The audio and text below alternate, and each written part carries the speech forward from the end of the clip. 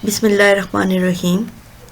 La ilaha illa anta subhanaka inni kuntu minaz zalimin.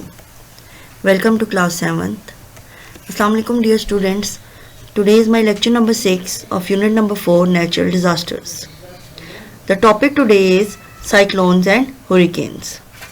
Cyclone is a wind system that revolves around a central low pressure area.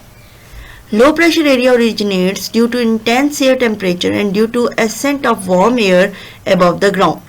When warm air and cold air join together, it brings cyclones. Winds from surrounding high pressure areas rush toward the low pressure areas and acquire a spiraling motion on account of rotation of the earth.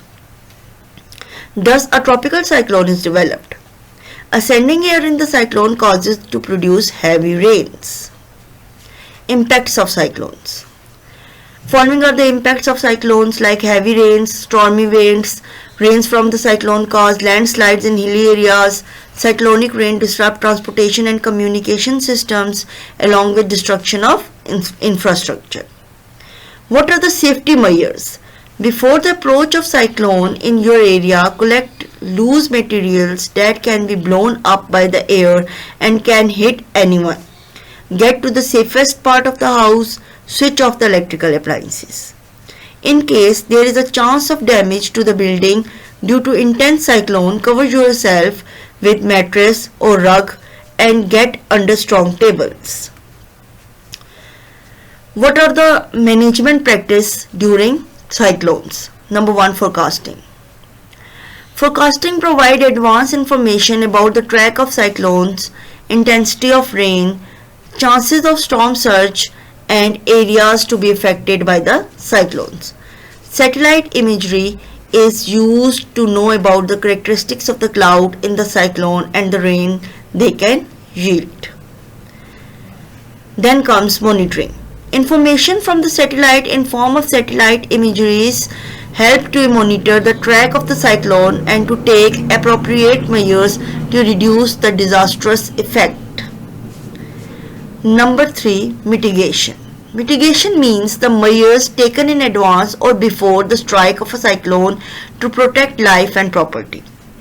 It particularly includes construction of such buildings which can withstand the stormy winds and storm surges. Our next topic is earthquake. Earthquake is shaking or vibration of the earth's surface. This process usually takes place along the plate faults. Earthquakes are the kind of disasters that occur all of a sudden. Following are the safety measures which we should do during earthquakes. Number 1, if you are inside the home during an earthquake, then stay home and find some safe place like door frames, table or bench to take shelter. If intending to leave home, do not use elevators. If you are out of the home at the time of an earthquake, stay away from the building's walls or power lines. Consideration in construction building in earthquake prone areas. Level and solid places must be chosen for construction of buildings. Buildings must be reinforced both horizontally and vertically. Roofs must be kept lightweight and well connected with the infrastructures. Management practices. Following are the 3 management practices as usual for earthquake. Earthquake forecasting is not possible due to limited availability of the knowledge about the processes that cause earthquake far below the surface of the earth. Monitoring. It involves the process of locating the focus and measuring the magnitude of an earthquake with the help of seismic waves. This is the type of natural disaster in which forecasting is not possible. So, mitigation is the strategy to take measures in advance to lessen the damage in the wake of an earthquake, construction of building that can bear the shocking waves of an earthquake, and educating the people how to react during and after an earthquake would be of great use in reducing the losses in case of an earthquake. My next topic is forest fire. Forest fire refers to the uncontrolled fire fueled by natural vegetation. Conductive conditions of the forest fire include high temperature and dry air, human carelessness like throwing burning cigarette in fire risk areas or lighting may initiate the forest fire. Once forest fire is initiated, it spreads because of the presence of dry leaves, branches and logs. High temperatures, dryness and absence of rain also cause it to spread. Most of the time, forest fires are initiated by human errors. Impact of forest fires.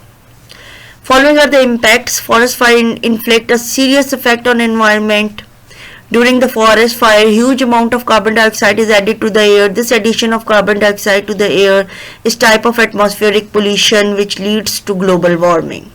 Absence of forest causes flood and soil erosion. Most of the forest animals are killed. Many lose their habitats. Forest products like woods and medicinal plants became scarce or less. Tourism's activities cease to exist. What are the safety measures during the forest fires? These are: responsible behavior is required to be adopted to avoid the forest fires. Lighting fire in the fire risk area should be prohibited. We should not light the fire in those areas. Those who go for traveling, hiking or camping in fire risk areas should be given special training. Dry material like dry grass, logs and branches must be removed from such areas on regular basis. These are the following safety measures that we should do during the forest fires. This is the end of my lecture today. I hope all of you have understood it well. If you have any query about this, you can ask me.